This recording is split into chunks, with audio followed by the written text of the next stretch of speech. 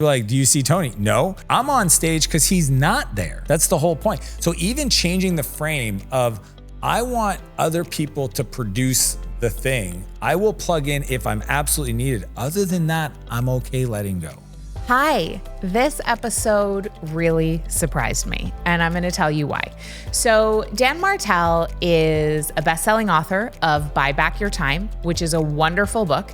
He's very tall, very fit, and very bro-y. He went to jail at the age of 17 and then to rehab and decided to turn his life around when he learned how to code and went on to build and sell 3 different software companies. And now with Martell Ventures, he has a portfolio of companies that makes over $100 million in revenue. And he has also invested in over 60 different companies. Now, I'll tell you why this episode surprised me. So Dan was sort of barking up my tree to get on the podcast, and he rolled up with an entire posse, like 7 people deep, including a cameraman and, all these different people.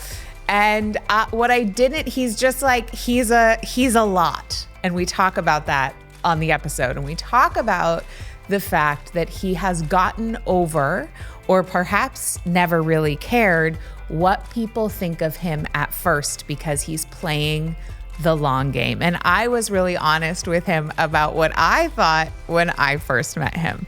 But in this episode, we really got under the surface. Dan cried 3 times. We talked about God. We talked about love. We talked about what really matters. So not only will you learn how to buy back your time in this episode, you'll learn how to know when it's time to let go of an employee. You'll learn so many other things, but most importantly, we go really deep, right to the core of what really matters. So enjoy this episode with Dan Martell. Welcome to Plenty. I'm your host, Kate Northrup, and together we are going on a journey to help you have an incredible relationship with money, time, and energy, and to have abundance on every possible level. Every week, we're gonna dive in with experts and insights to help you unlock a life of plenty. Let's go fill our cups. Please note that the opinions and perspectives of the guests on the Plenty podcast are not necessarily reflective of the opinions and perspectives of Kate Northrup or anyone who works within the Kate Northrup brand. Hey, welcome. Thank you. Thanks I'm for coming pumped. to Miami. I appreciate it. Not in my studio, but real close. Real close. Real close. Okay, so I want to start off with, I'm sure we're going to wind around more for details of your story that you're going to share, which will be great. But given where you came from, which we'll get into, and where you are now, I really want to know, like, you have a hunger that is apparent energetically. I don't know you well, but in our interactions, there's it's like an oomph, it's like a fire. And I'm curious because so many people who have created the level of abundance that you have created, who could totally just be chilling, playing golf, only skiing, all whatever. I don't know that you're a golfer, but mountain biking, skiing, wake surfing, whatever, all the things. And I know that a long time ago, you had an off-ramp, and you've had every moment of every day is an off-ramp, right? But you seem quite compelled to work and create and collaborate. And I'm just curious, what's under there driving you? You said the word, which is create. See, I think where I've gotten to that makes it not hard, because I still remember the days where the work felt like work. And I talk to entrepreneurs every day that, like, you can feel it in their bones when they're in it. They're like, it's hard. They're doing the thing. They don't know if it's right. They're confused. They second guess them. And I remember going through all of that. So when you use the word work to describe it, it's like, it's hard. I just got to a place where I honor the fact that I'm here to create, and that I have faith, and I believe in a creator, and he created me in his image, and he gave me my skills, and he said, do something with them.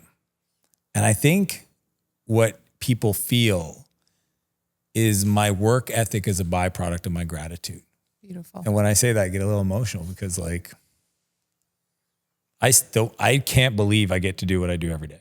I can't believe this is my life. I can't believe that people want to listen. Honestly, like I just love everything about what it's gotten to. And at the same token, I honor it and I know I'm capable of more. It's not from a place of lack or not enoughness. And I've been there, so I know the difference. It's a desire to serve. Yeah. And that's what it is. Because if you know what's possible, sharing that with others really is the move. I mean, not for everyone, but it seems like it's really the move for you. Because I'm a byproduct of other people sharing. Like I am first and foremost a customer, a client, a consumer. Like I'm the kid that read the books, that looked up to the people on the TVs. Today it would be the YouTubes, the socials, right?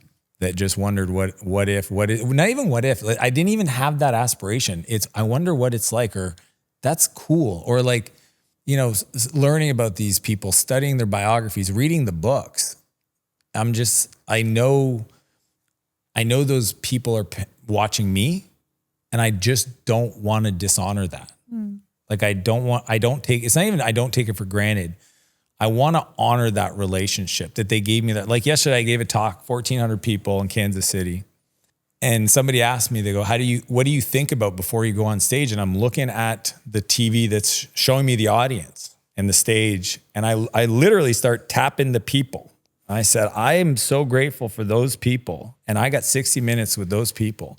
And I'm not going to miss the opportunity to just show up in my, like whatever I can do to just serve them. Because I've been in that audience and I want the best from the person. You know what I mean? So that's why I do what I do. And that's why I'll never not have that. Was that true as your driver in the early days? No. What drove you at first? I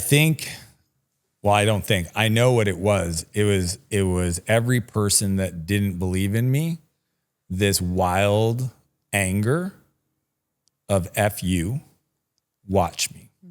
Like full on. I remember growing up, my buddy, there's 3 brothers, Dan, Mike, and Mark. And their mom refused to let me in their yard. So you gotta understand, if I wanted to go see them, I had to stand on the sidewalk and figure out some way to get their attention. Okay, now you say, well, you can call. Guess what? If I called, she hung up on me. It's not healthy, but I'll tell you, for several years, it was a F you. To her. Oh, 100%. Like, I'll show you who I can be. Guess whose house I drove by when I got my first McLaren?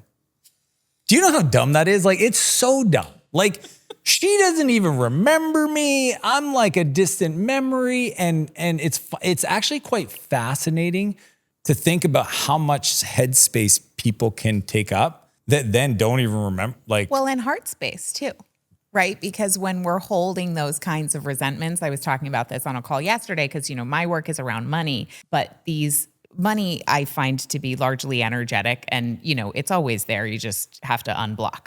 And one of the biggest blocks we can have is holding resentments and blocking the flow. So we were talking about unclogging the pipes through forgiveness. And I'm curious for you, you had this list of people that maybe you were aware of, not aware of, that you were holding resentments about. And it was like your drive was a big F you. Yeah. What did you do over time? And when did you become aware that that was not gonna be the game anymore? What a question. That's a great question. I would love to say I would say probably one of the most pivotal moments. If I had to pick like one massive unlock, me and my brother decided to get in business together. He wanted to start a home building company. I was the money guy. Pierre. Yeah. Yes. Yeah. I'm the money guy. He's the doer. Okay. He goes and does this thing. And it was cool because we started doing like planning sessions. Anyways, we're doing like a quarterly offsite. I mean, we're 20. We don't even know what we're doing. Okay. We're just hanging out in a hotel room, drawing stuff on sticky notes and stuff. But we bought these books, and the book was The Millionaire Mindset by T. Harv.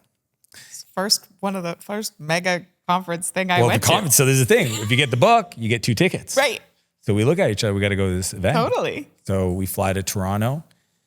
And I would say that event was the first time I was exposed to the kind of literature that helped me understand how my money beliefs were stopping me from the abundance. That was like, 3 days nonstop exercises, processing, and, being there with my brother was really great because we actually decided we'll sit separate, but every night when we get back to the hotel room, we'll compare notes. Cool. Grew up in the same family. So it was really great to kind of process some of what did you take away from this? And and at the end of the 3 days, which I look back at as one of the most important decisions, and not even that I made, because technically my brother made it, that I supported, because again, I had the financial resources. He decided to join the 3-year mastermind. Wow.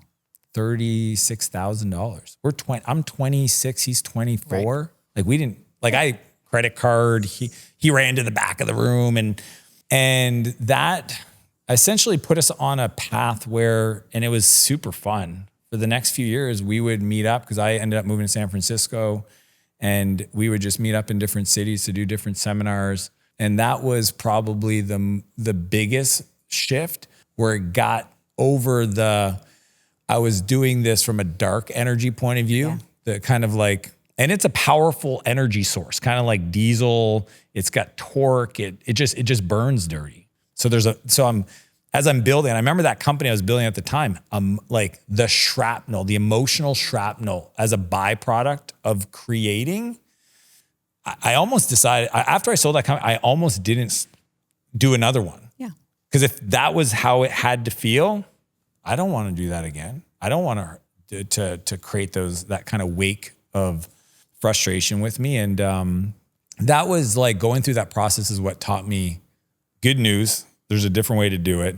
Not only is it easier, lighter, it's 10 times more powerful. Mm-hmm. And that was in my late 20s, 28, 29. Yeah. Yeah. Saturn return. I don't know if you're an astrology guy. Not as much as I probably should be. But my listeners are. So Okay. They know what that's talking about. Many of them. So over the years, 28, 29, you're in that there's a different way. Over the years, what kind of, I know now you're a Christian guy, you've really connected with God, which is so beautiful. Was that true in your upbringing? Was that part of your upbringing? No, we grew up Catholic, but the way they call it is CNE Catholic. What does that mean? Christmas, New Year's, and Easter. Totally. I've heard that. So I was like, That was us. Okay, so we're coming back to that. Yeah. And then I'm curious, what are some of the healing modalities or things that you've invested in over the years to unravel some of those patterns and change your fuel from darkness to more sustainable sources? All of them. Okay. What are your favorites? Ooh, good question. What are my favorites? Let me think about which ones are the most transformational. Perfect. Because prior, I was always, it's funny. I would do nothing because I didn't want to do the wrong thing. That's funny. You would do nothing in terms of healing stuff? No. What if I picked the wrong therapist and they messed me up? That's so interesting. Oh, yeah. I bet you that's helpful. incredibly common. I didn't realize until I started sharing. They're like, oh, thank goodness. I thought the same thing. Because they want to do the work, but what if I pick the wrong one? Oh my God. I was so scared because I grew up in therapy. Okay. And then now I want to do this new kind of work, but who do I trust? Yeah. So it took me a while to build a peer group of folks that I trusted to then get referrals to choose.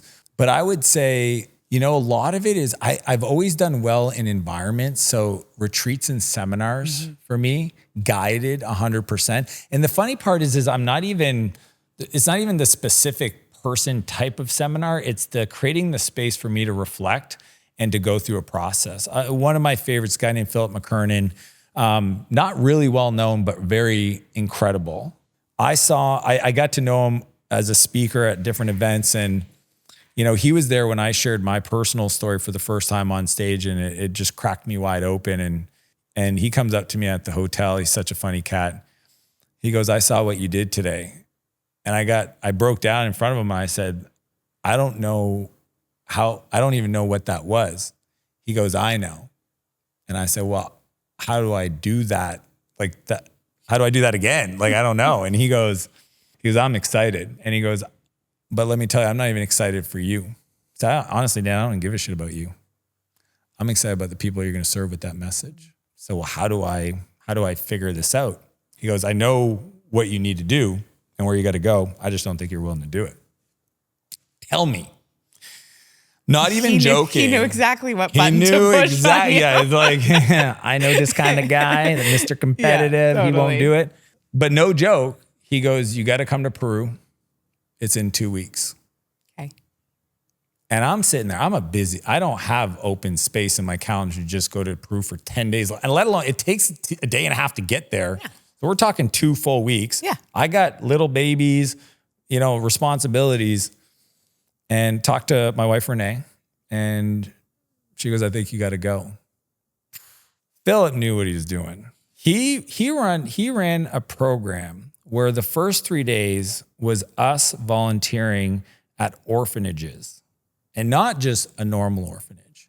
The first one were young women that were caught up in the kind of sex slave trafficking.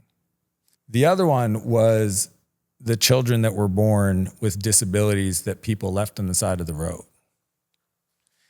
And I mean, by the third day, I'm like, why are we doing this? Like, my heart is broken. The third day we went to kind of the bad kids, which I grew up, that was kind of my story, the troubled youth. And I played soccer with these kids. And I'm competitive. And when we got on the bus, he looks at me and he goes, hey, Martell, who's that guy that was out on the soccer field? I said, what do you mean? He goes, who the heck's the guy trying to kick the ball to hit the kid and that take their head off and like chirping and joking and like, who's that funny guy making up jokes on the field? And I was like, because I like that guy. Because that business person that I like that guy. So that was 3 days of that. Then we go 3 days hiking through the mountains. Literally, he gives us a question in the morning. We hike through the mountains, try to meditate. Now, this is how dumb I am. Try and meditate on the question, reflect on the question. I don't read the PDF attachment because I don't do a good job in my inbox that tells you the clothes and stuff we're supposed to bring. I also literally never read those sorts of instructions. I'm in a tent. It's raining. I'm drowning and I'm freezing to death on the side. Right. When I tell you, I put on all of the clothes I brought that was none of the stuff I should have had. I had 4 pairs of jeans on. Oh, geez. 16 pairs of socks. Yeah. Didn't have a toque because that would have been a good idea. For Americans, no gloves. that means hat. Yes, a hat or like a winter hat, a beanie. Luckily, the rest of the group were kind enough to lend me some of their extra stuff, and I did better. And then the last 3 days, so it was 9 days. The last 3 days was on a retreat to reflect, and it was that was a decade ago-ish, and was the moment I realized that I knew what I was here to do, and it's to work with at-risk youth and use my story to support them, and that's okay, and that's what I do. I mean, last time I was in Miami, I went and visited Dade County and Broward County, Miami-Dade, and Broward County, and that's just. And where specifically are you visiting when you're visiting those? The places? juvenile detention centers. And they'll let you go do that? Yeah. Like that's something you can volunteer, no, talk to kids. Like how does this work? You need a person. You need a reputation. They don't, because obviously. So they're letting you because you have a media. I've shared this story. And you're an author and you're in your story. No, yeah, but they trust like people the story. can't just like roll up and do that. Unfortunately not. It makes sense, obviously. Yeah, even women like we need came vetting. to one and like they usually don't even let women in. I see. Because I only speak to the boys. Right. And and there's no cameras or nothing. Like nobody. No. It's just me, myself. Okay, so I have 2 questions. Number 1, what's the version of that story that you'd like to tell today? What a great question. You're good. Okay. What version? I'll just the run of show is between me and God. Yeah. My heart. I can say this. I think a lot of people have difficulty in their family, and I had my flavor of that in my home with my parents. And I think as young adults, as a teenager, I struggled to find who's Dan. I didn't have an older brother. I had 2 younger brothers, older sister. And I think I found men at that point when I got in, I unfortunately made some bad decisions, got in trouble with the law and then drugs. And I found people that were twice my age, honestly, that were doing things that I admired as a young person because of just like the situation I found myself and I just got taught stuff. And one part of me appreciates them being willing to like take me under their wing, but there was nothing like what people would consider positive. Right. So you were getting taught the wrong things, but there was mentorship. 100%. And leadership. Yes. Just maybe to not a place you no, geez, no. needed to be going. No. But in retrospect, obviously. Yeah. And what happened is my life spiraled absolutely out of control to a place where I didn't feel like I deserved to breathe the air I was taking. And out of desperation, I stole a car and I had a gun in a duffel bag. And I told myself, if the cops stop me, I'm just going to pull the gun and let them take my life. I got to that place, and an exit off the highway turned into a high-speed chase. And as I'm trying to make my way, I know how it's going to end. And I end up crashing into a house and I go for the gun. And I remember hearing the cops roll up and they run up, the door opens and they just like pull me out of the car. And as I was going for the gun, it got stuck. And it's funny looking back today because I didn't have faith. I can still remember how much I didn't believe. It was almost like it's like cement. Like I can remember how empty, dark, non-believing, cold my thoughts were and grasping of like, I'm sitting there in this jail cell in a place called Sussex, New Brunswick. I'm 15 or 16. And I'm like, hey, God, if what do you want? What are we doing? What are we doing? Help me. You help me now. It was the most inauthentic request for help out of desperation from a place of fear that honestly, he didn't show up. He didn't say, I didn't hear a voice. I didn't believe after that, I got sentenced almost 2 years. I did 6 months in an adult facility. Then I got released to a rehab center, did 11 months. You think life's starting to turn around. I'm getting sober. And I didn't believe for probably another 15 years. And when I look back today, it's wild that I thought he wasn't there. It's wild that I think he wasn't there. How much of that paradigm, that cement box that you can still feel, because anytime any of us have been in a place of desperation, it gets distant, but there's a thread. Like we can remember how awful it felt.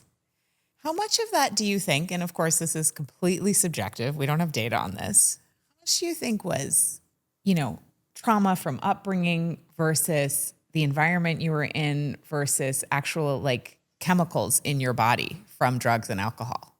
I'm just curious, like your own perspective on that. I've gotta, knowing what I know now, right? Being sober and there's a whole story about how I started drinking again, but I quit 13 years ago when my wife told me she was pregnant.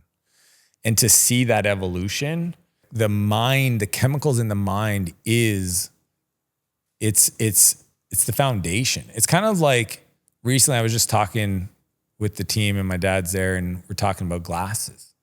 And he was joking how when he grew up, they didn't have an optometrist in their little town. And so when he was in college, and only at 20 years old, he found out he couldn't see. And then he got glasses and he was laughing about going outside and looking around and going like, oh, is this how you see the world? Yeah.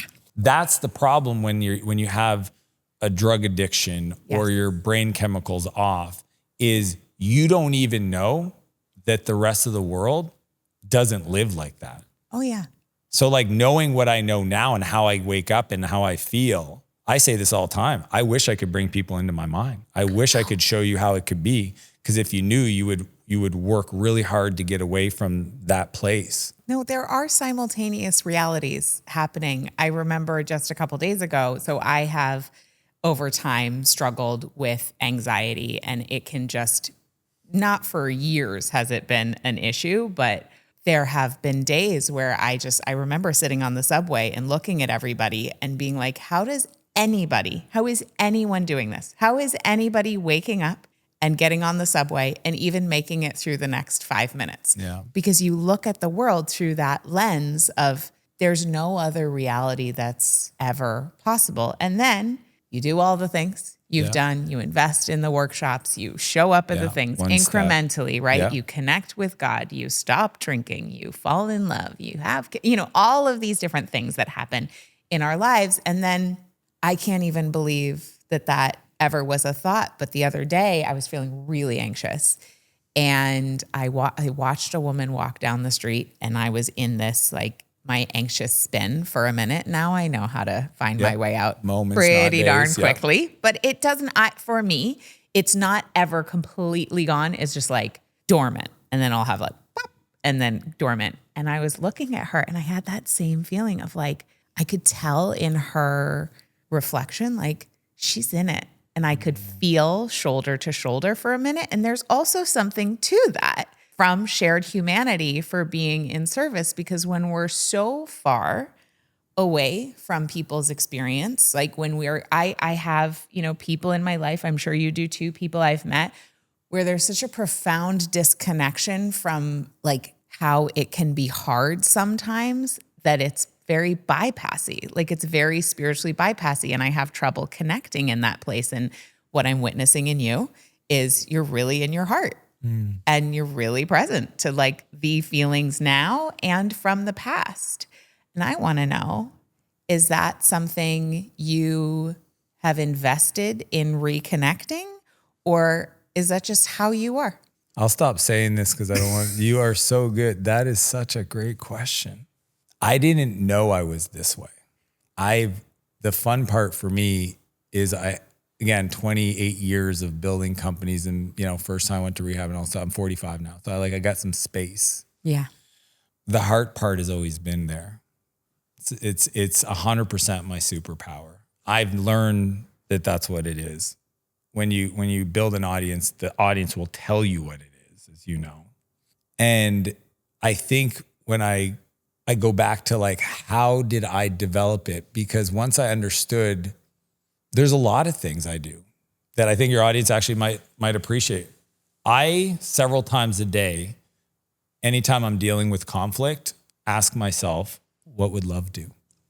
Yeah. I'm a man. I'm alpha. I go into the paint. I'm like very bicep. You know what I mean? Yes. Like I'm that guy. And I understand motions up, IQ down. Mm-hmm. What would love do? Mm-hmm. I do that a lot. Another question, which is my primary question that drives my day to day, anytime I feel any conflict, is I ask myself, how can I appreciate even more God's grace and guidance in this moment? That question, I call it gets me to 8K. It used to be 4K, now it's 8K. That question makes everything brighter. Mm-hmm. How can I appreciate even more God's grace and guidance? This is so cool. I mean, I use questions to redirect my focus because I know what I focus on expands.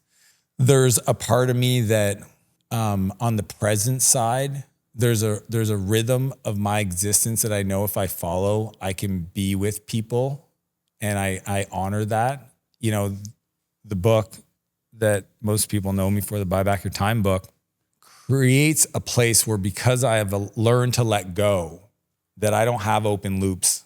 There's no worrying.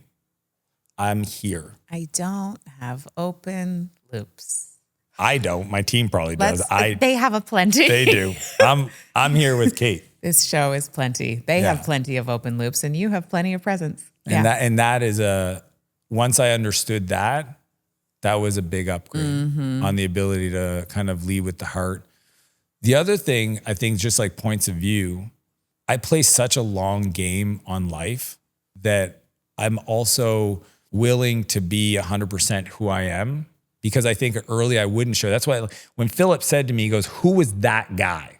I never joked in business. I never played. I was zero play. Dan was, 100%. Interesting. For a long time. Because you thought you had to be serious. And this is so wild. I was worried if I wasn't serious, you wouldn't be serious. Then you wouldn't do the thing. Then I'd fire you. Then you'd be mad at me because I slipped up. And what I've learned since then is people like to work with, especially talented people that can do anything and do their own thing or work for anybody else. They're only working with you if they enjoy it. Right. And It's it turns out fun. it's gotta be fun. And I would, I've spent a lot of time allowing myself to have more fun. And I think I have quite a bit of fun now. So I love that. I would say that getting out of my head and allowing myself to just be me and leading with the heart. And because I play such a long game, I'm willing to be misunderstood the first few interactions. Because I know eventually, like even like haters and comments, I just love it. I'm like, you're just a confused fan. You'll get it. Willing to be misunderstood Long periods for of the time. first few interactions, which really flies in the face of the common wisdom, quote unquote, that first impressions are last impressions. They're fake impressions. Can you give me an example of someone who didn't like you at first or possibly had a misinterpretation of an interaction that in the long game ended up being a key relationship in your life? Yeah. It happens so often. People are like, when I first saw your stuff, I feel like that is the norm now. This is fascinating. Yep. Yeah, because I think people are really trying to make a good first impression. I love that you're not. I'm not, because it's not real. Yeah. It's kind of like, I know I'm too much for some people. I'm okay being that because I don't want to be less. And I know that over time, you'll realize I'm not that one dimension. Like, you know what I mean? Yes, I do. Like I walk around with camera guys recording me all the time now. It is unusual. It's super. And I met you with your camera crew and I was like, what is even happening right now? I totally Who get is this person? And then I sat with you at that dinner. I was the only woman and I was like, I do not know what's happening right now. And it was an impression. And I was like, okay, all right. See who this person is. I just trust. If they stay around, they don't unsubscribe, block them, screw that guy, I'm never talking to them again. I know it's the intention I have. Like, I think that's the thing is I'd rather you like me for who I am than like a version of me I'm not. Mm-hmm. And I think that's just where I've gotten to in my life. And like, even my business coaches, like these are very successful, the top of the top people. And I don't want to come into that meeting acting a way that I'm not. To try to not, like, if I want to say, I'm going to say it. And if that's different than the way you do it, then that's what it is. But I think life's funner when you realize I don't need any one person to accept me. Like I've gotten to that place where there's no one person in the world that's going to decide my ceiling, where I achieve. Nope. I'm willing to go wide. I mean, that person is you. There we go. There is one. There's one. And I think it allows me to just feel a lot more free. Yeah. I don't want to be inside my head. And that's honestly what it was. I was inside my head. I was every interaction was like, did I say the right thing? What should I do? Should I do this now? It's like, how about I just breathe and just be me? And that's fun and light and easy. And guess what? The people, and again, the feedback comes in. Dan, what I love about you is you're real. Mm-hmm. Thanks. I'd rather you say that than what I like about you is this, and me go, that's not really, it's unfortunate. Why do you, that was a mask. Yeah, you think I'm this way, and now I got to play into that. A lot of the influencers online, unfortunately, they do that. Yeah. They think I got to be this way. That's not who they are with their friends. And then all of a sudden, they feel a prisoner to this world they've created, where now the anxiety for sure comes in because like people think I'm this way. So now I got to like hide myself. Oh, talk about an energy suck. I mean, your book, Buy Back Your Time, of course, is about time, but really time is about energy. And so when we are faking it on any level, even if it's unconscious, it is a massive friction creator. And it sucks our life force in a huge way. So just being who you are the same way in all categories for the most part is a really great way to manage your energy. I'm curious, what do you tell people that are scared of showing up? Well, I also, as I mentioned, am really connected to God, the universe, life, whatever you want to call it. And a couple of years ago, I was in a scenario in which my mom was getting canceled publicly in a big way. She got deplatformed. It was a huge mess. And people were wanting to hold me accountable for that and coming, just barking up my tree constantly in all the channels, whether it's personal, friends, social media, email, all the things. And I started off trying to defend myself, explain the differences between her and my perspective. I was like trying to twist myself into a freaking pretzel. And then one day I was like, wait a second. People are going to forever think whatever they're going to think about me. And at the end of the day, only God knows what's in my heart. Only God knows the truth. And it is between me and God, the end. So I am done trying to tell anyone anything, trying to explain anything to anyone. It doesn't even matter. It's all a freaking hologram anyway. And so my recommendation is always deepen your connection with source. I also use the word source a lot with a capital S. Deepen your connection with source, because that is the purest connection you will ever have. And when we're acting from our connection with source, there's just not the friction. There's just not the static. You're not second guessing. You're just there. And then you don't really have to worry about it. And everyone is looking for that. Everyone is turning towards the light, even if they think it's coming from drugs or alcohol. Like, we're all looking for more life force. We just are often looking in the wrong places. And so that's what I say. Yeah. Okay. Good. Coming back, I want to know, where was it on your journey and what happened when you became a man of faith? Was it over time? Was there a big moment? How'd that happen? I think there was, it's phasic. Mm-hmm. Like, I know, like, it's fun to tell the story and the moment happened and then I just saw the light. Totally. Like, I get that, and people want that version so they see themselves in me. I get that. It's good for a keynote. But again, I'm going to go to my heart, and God's going, don't do that, Dan. Right. I would say one of the first meaningful moments was hanging out with my buddy, and he's a Christian, and he's always has been, and he's a beautiful one. And he never, it's not like there's a way. He just talks, and he was recommending another person. And I think one of them was Ed Milet had somebody on his podcast, and he sent me the episode, and I'm listening to it. And something occurred to me. It was like a whisper. All the people you admire are Christians. And I started checking. And I woke up and I realized all the people I admire were people of faith. Some of them said it. Some of them never told anybody. And I was like, and I remember, so my buddy Brad, who I hang out with every Friday, we go snow biking. It's like snowmobiling, but a dirt bike. Mm-hmm. And I remember, so this is like, months before he tells me about the pod, then I listened to it, and it's with a guy named Erwin McManus. Erwin. And how crazy. That's crazy. I listen to this podcast, and he just has a way of explaining things I've never heard before. And I go into his work, and I talk to other people, and everyone, my mentor, oh, really? Didn't know that. Oh yeah, big part of my life. Somebody else, big part of my life. Oh, I wouldn't be where I'm at without it. Anyways, so I remember one day, it's so crazy. This guy, Dan, messaged me on Instagram. He says, hey, I'm working with this guy, Erwin McManus, on a project, and I brought your name up, and he asked me if I could connect you to. Okay. I would love that.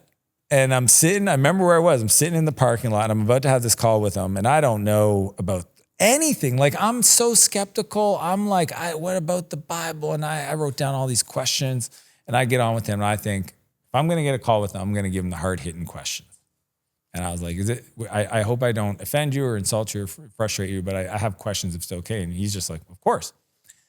To learn later, when at his church, he literally leaves 40% of the room open for atheists. Because he's like, why would I preach to a bunch of believers? Like, I actually want to have a conversation with people. And I'm sitting there, I'm asking him all these questions. And he had this beautiful answer. He said, you'll always have more questions than answers. And I'm a left brain analytical software programmer. So that was like, what? I don't like that at all. And he goes, it just is what it is. And I would encourage you to just study Jesus. That's what he said. Just There's money. You gave me a bunch of books. He said, just go study. And that was like the beginning of the journey of just, and again, as I went down that path, then it's so crazy. Friends of mine that I've known for 7 years, I find out they used to be pastors in their previous lives. So interesting. Fascinating to me. Are some of these people of different faiths that 100%. you admire, right? Like some of the people that I have, when I've gotten under the surface, they're like deeply into Jewish mysticism or deeply into these different faiths. So I'm just curious, It's kind of, is there ever like overlap with 100%. different? I will tell you where I'm at now is I have a relationship with God. Right. And when you say universe, source, Same. lifespan, Yeah. I'm going the law. Like I'm there. Yeah. I'm like, hey, I'm not religious. Yeah. I'm same. I was raised in a family where we like did a little Christmas, but mostly we celebrated the summer solstice. My mom, raised us. Yeah, my favorite believing question in to tree ask. divas. Yeah. I mean, all kinds of things. Yeah, I'm not there. That's what I say. Do you believe in astrology? Not yet. I'm Who open knows? to it. Right. And that's why, like, even with quantum physics or quantum mechanics, like just the idea of the law of attraction or like creation. It's interesting. Yeah, energy. Some people, I interviewed Ed Milet because he's, a Christian and then he also believes in this. And he said, well, I believe that God created everything and I believe in that. So God created that and that's just how it is. And so my favorite thing is to ask people about their God and listen. Yeah.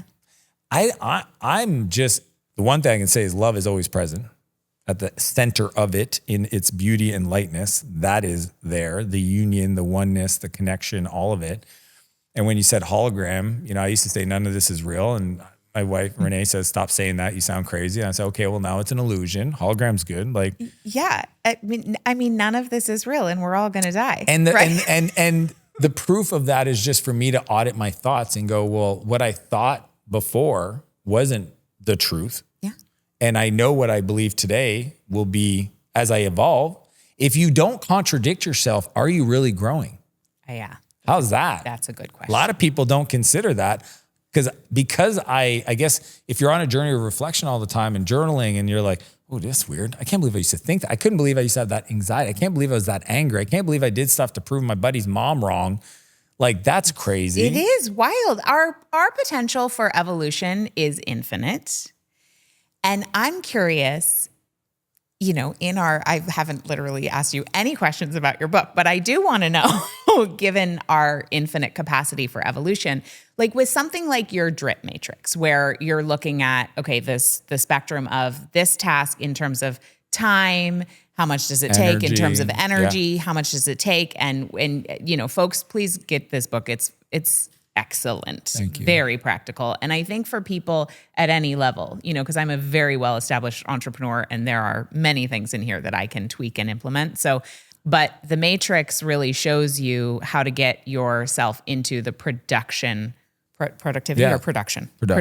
quadrant, whereas things are lighting you up and things are making Creates you money. a lot of value. We're getting for results. You. Yeah. Right. I'm not the 4-hour work week guy. I'm a guy that wants to help people create, I call it an empire, but an empire from my definition is different. It's a life of unlimited creation you never have to retire from. Yeah. I want that for everybody. I got to start with the beginning because most people just don't even know how to let go. They don't even know what to give other people. I mean, Totally. In the drip matrix, I talk about the delegate in the first place is like an admin, a virtual assistant. And it's people think, well, I got one of them. It's like, but you didn't give them all of it, So like, I don't know. To me, it starts with an audit of your time to ask yourself, what are the things I'm doing that suck my energy? Because people can always identify what they don't want. They have a hard time asking for what they do want. So if you look at what they don't want, that's why. So if somebody wants help with this, find me on Instagram, L Martell, message me, EA. I'll send them my internal Google Doc, executive. I think it's 42 pages. I've cleaned it up because I can't put my personal, credit card stuff in there. Ideally not. No. And I'm hoping Ann, my assistant, took all that stuff out. But Handbags on Dan. Yeah. Just find me and message me executive assistant or EA. I'll send you the Google Doc directly. Great. And it'll give you the audit. Because what my bet is there's things that you won't let go that you know you don't want, like that you know you should, that I think that's where the work is. So that is where the work is. And it comes back to the same conversation we're having, which is faith. Because if we are acting out of fear, fundamentally we have disconnected from source, disconnected from love. And it's like, no. My connection to safety is being the one in charge of my inbox. It's false. It's not real. Right. So letting go is that same path of surrender. I always think in the world, the world will show me where I'm not free. Oh, there it is. There it is. So that's why I love to give people that 42-page document. Because in there, they'll be like, I would be sending that DM. Yeah, they're like, I would never let that go. Right? And I'm like, okay. But then we can get curious. That's the whole point. Like, what is the fear? What is actually the fear? Because when we can actually get underneath and really say like, okay, so knee-jerk reaction is, no. Like, what's actually the fear? So for example, our director of ops messages me the other day and she's like, is there a reason why you won't let Elena, who I have sort of given my scheduling. Sort of, kind of. Only in these limited examples. Why she has to confirm with you? Actually, I'm going to just ask you this question as because I have you here. So help me. Okay. So here's the deal. I am scared that things will end up on my calendar that I don't want to do because I really only want to do what I want to do. Okay. You want to protect your energy. I really want to protect my energy. Yeah. I really want to protect my time. My favorite days are the days when I have nothing scheduled or one thing that I'm really excited about. I do great with wide open time. And so what ends up happening is Elena schedules the things, but she has to confirm with me unless I've pre-slotted, these are available slots that are for podcasts, or this day I'm doing this, so go at it, or whatever. And so our DOO was like, is there a reason you're not letting her just do this without confirming with you? Because it seems like it's an extra whatever. And I was like, yeah, because all of the fears I just shared. So I'm probably like other people. What would you tell me what to do? and I appreciate the openness to have the conversation. The truth is, if you want to create more, you have to learn to change your approach. Yeah. So I know who I am today can't be who I need to become to achieve. The lightness and the connection to source, that stays strong. The idiosyncrasies, the weird beliefs, those gotta evolve, twist around, be challenged, and dissipate to become the person who can easily create outcomes. So when you say you're holding on, well, then there must be some kind of outcome you want to achieve that also requires structure. Because you can't, I want a best-selling book. Great. We both know what it takes to do that. Yeah. And it's not, let me do what I want to do. No, but it's interesting that you say that, because one of the things I'm working on is my next bestseller, and I require lots of open chunks of time. So I don't want an Instagram live stuck in the middle there, which obviously I guess just requires me blocking the time. I mean, that's fairly So this is where I'll get to. So I always address the being first before the tactic. So understanding, and at the end of the day, the understanding is I need to give up that control, but I got to also create the rails. Yeah. So my life is, here's a template.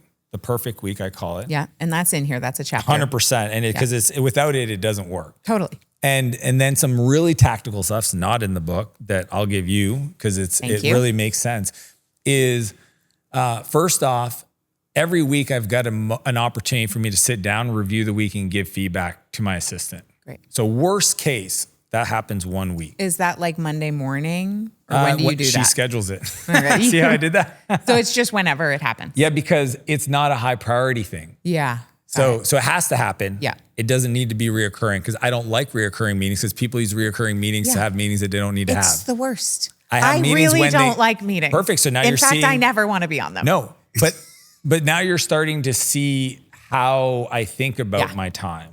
So a lot of people would say, one-on-ones are every Monday at this time. It's like, okay, or they have to happen and it's in between. Let's say there's a gap between I have a meeting here and a meeting here. Just put it there.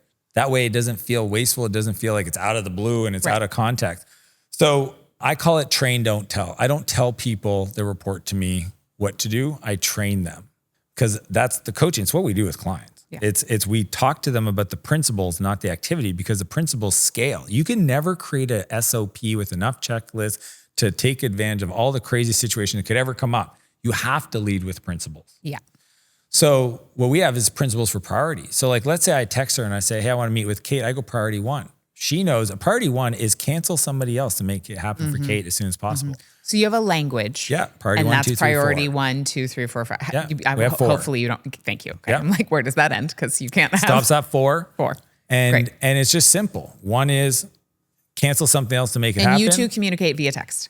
Yeah, I only communicate via text with her. Yeah. She uses Slack for a lot of stuff so that there's awareness across different teams. But you're not in your Slack. No. No. I mean, I'm in there, but I don't. Nobody. Not actually. My rule is nobody can expect a to-do from me. Okay. If you need something done by me, it has to go through my executive Anne. assistant. Yes. Got it. Don't message me on Slack saying, Dan, I need this from you. It's never happening. Not Totally. happening. Right. I just, that's the rule. Like, totally. I'm talent. Now we're in the minutia because I love this. Let's go. So you are only communicating with Anne, or are there other people who are reporting to you? Like how many people? No, at my level, so I run over, we do over 100 million a year in revenue across the portfolio of companies. I have CEOs that run the companies. I would say Anne's my only direct report. Yep. I'm the talent in my companies. So it's kind of wild because I have a media company that I'm the person that we produce media for. And if we do an event, the relationship is if I'm a speaker at my own event. Right. Totally. I get that. So my assistant's not doing anything other than when do you need Dan? Right. 9 to 10:30. Perfect. Dan, you're on stage 9 to 10:30. Yeah. The rest of my day is mine. Right. Like it's wild. Like My you friends went to come somebody else. I invite a friend to speak at my event and they're like, hey man, I just got to the hotel. Where you at? I'm like, I'm in another city. And then they're like, I'm on stage. Are you here? No, I'm only speaking this afternoon. Right. It's your own event. Oh, I know. I have an MC. Yeah. Like I speak at Tony Robbins' event. Yeah.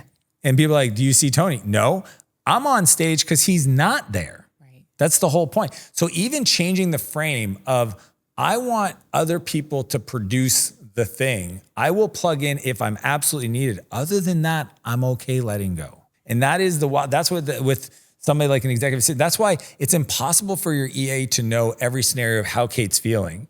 Once a week, they'll do something that you're like, ooh, didn't like that.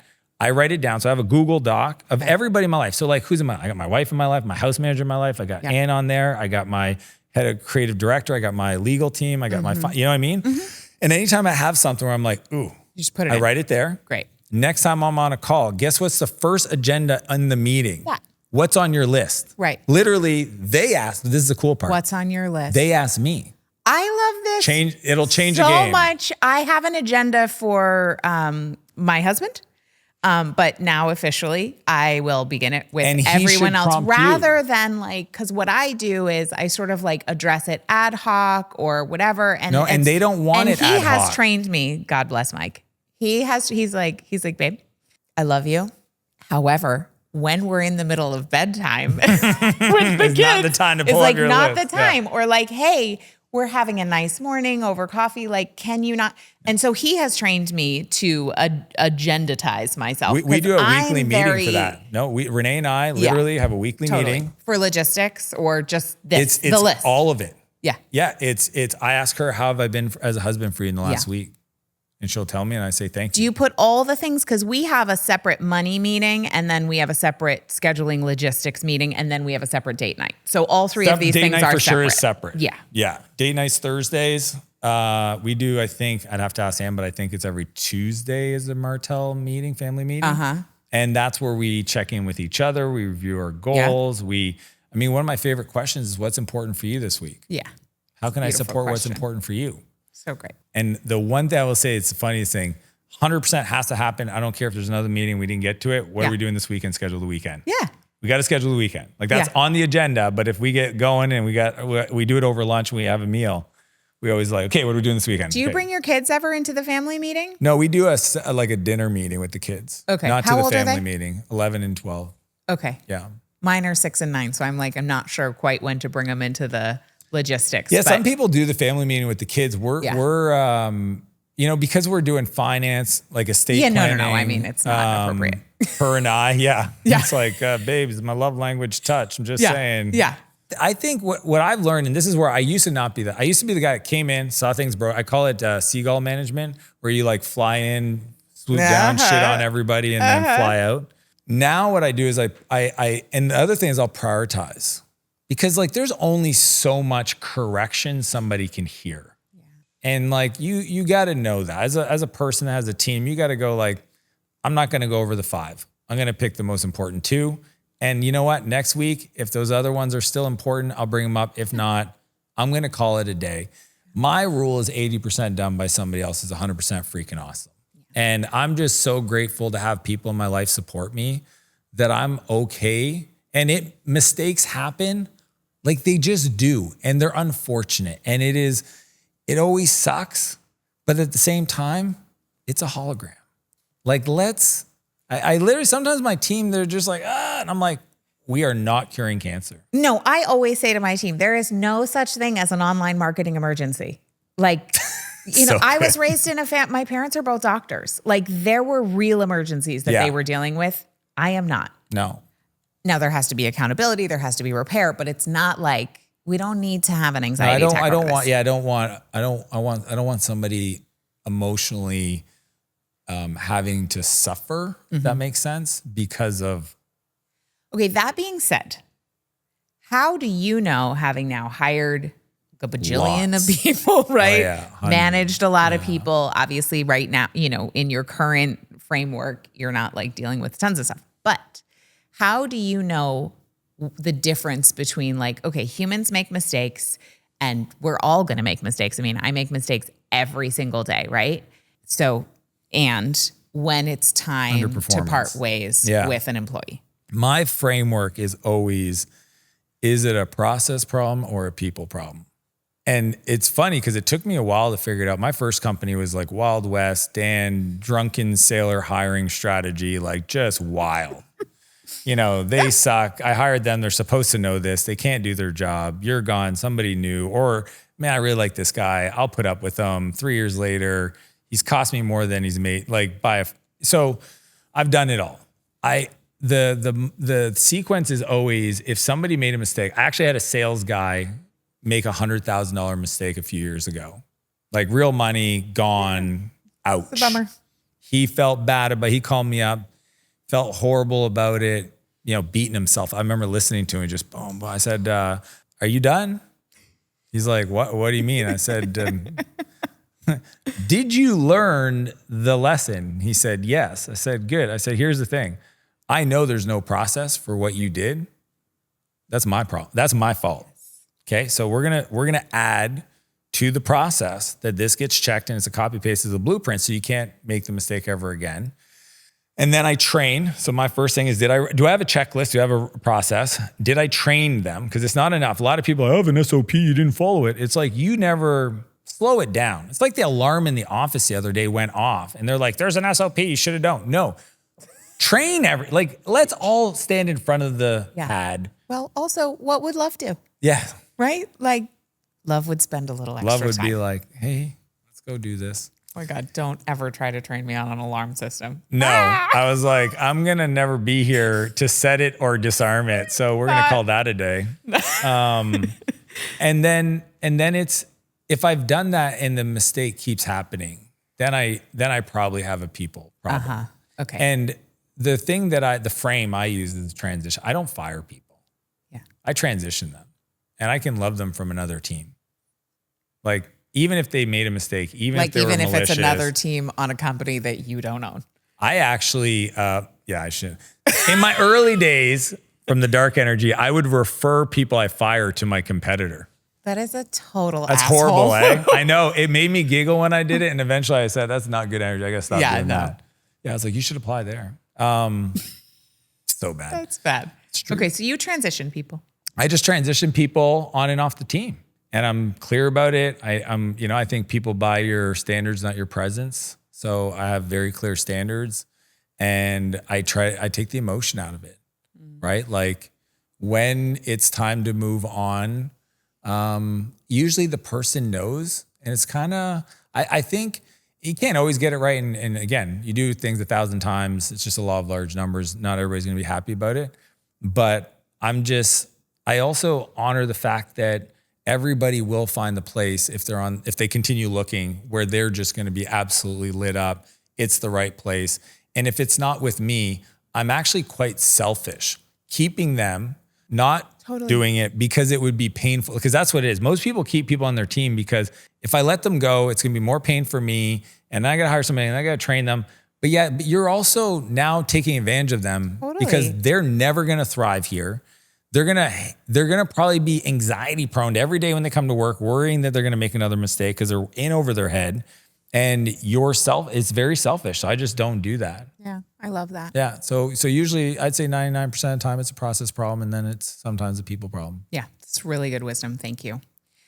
This has been so much fun. I could ask you a million more things. So, maybe you'll come back. Anytime. But my last thing that I want to ask you is what, as a man who you are obviously constantly tinkering, working on expansion, whether it's personally, in your marriage, whatever, like in your businesses, what are you personally chewing on right now that's your growth edge? Oh, all right. So it's quite fascinating because I've done a lot of things in my life. I feel super blessed. Again, to most people's standards, they feel like, you've made it. And whatever it is or made, it's kind of fascinating. And then, I started working with my coach, and he says to me in the first call, not even first call, I'm in the meeting. I tell him where I'm at, what I've done, sold these companies. Here's my situation. Here's what I got to work with. And he looks at me and he goes, if you're not a billionaire in 5 years, I'll never talk to you ever again.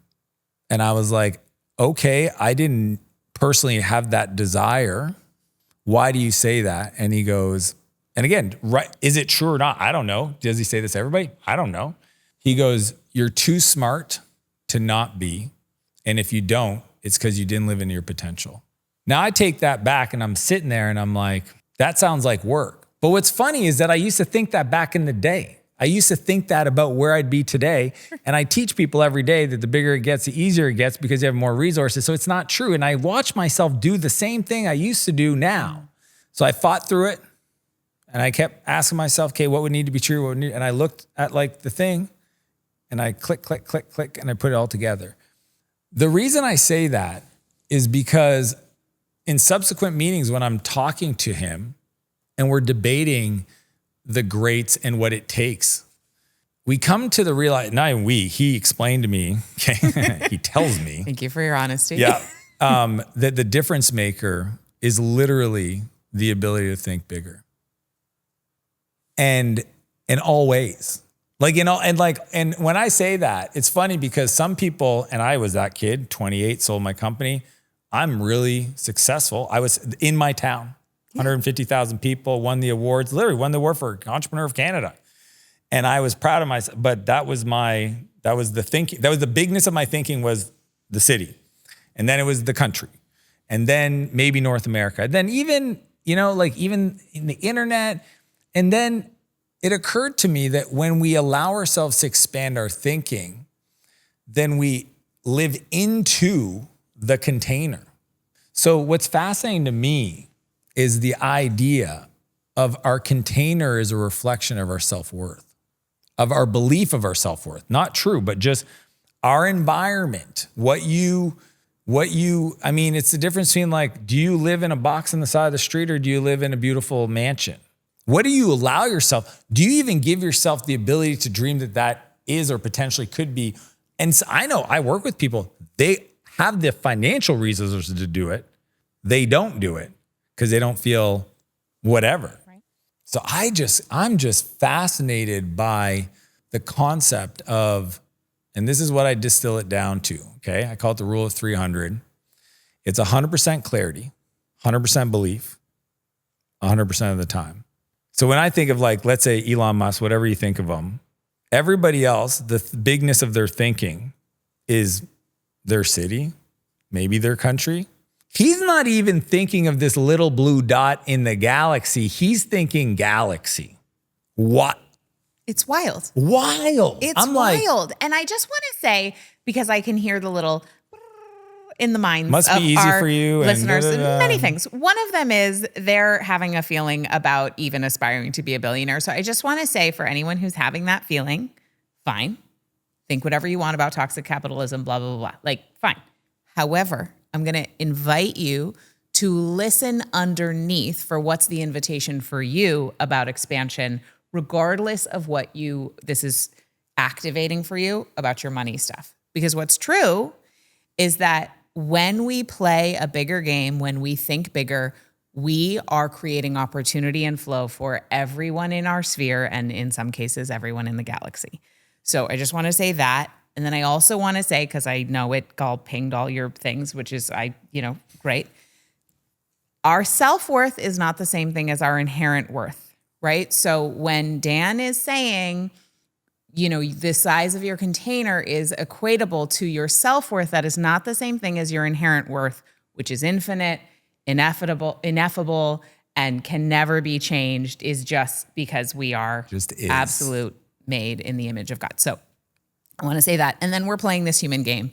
And so what you're talking about, I think, is playing that infinite game that you spoke of, the Simon Sinek concept, where we are playing the game of how much life force can we allow to flow through our bodies, through our lives, through our containers.